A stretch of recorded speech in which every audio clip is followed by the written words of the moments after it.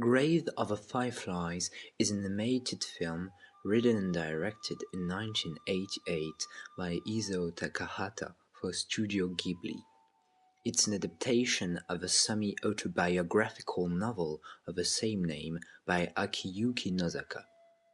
Taking place during World War II in Japan, Grave of the Fireflies is a poignant story of a relationship between two orphans, Seita and his younger sister, Setsuko.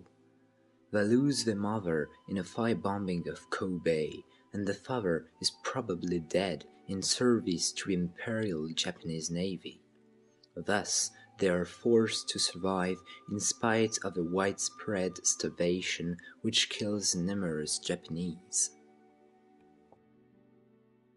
This film is so shattering and at the same time outstanding. It shows perfectly the reality of World War II and its inhuman aspects. In this movie, war is omnipresent.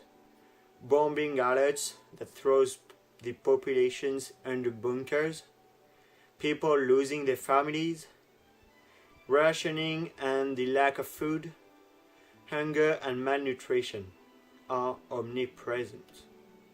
Setsuko is weak and covered of spots, whereas Seita is spending time at looking for food, and even if it means stealing food, looking in the bins. It's also interesting because this film brings to light another side of the war, the Japanese one.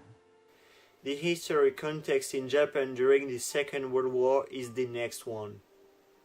It's the American recapture of the Pacific Ocean Isles as far as Japan. The problem is that the planes bombing does lots and lots of victims. More than that, the Japanese soldiers prefer dying instead of going back to their house. 500,000 of Americans died just in the Pacific's recapture.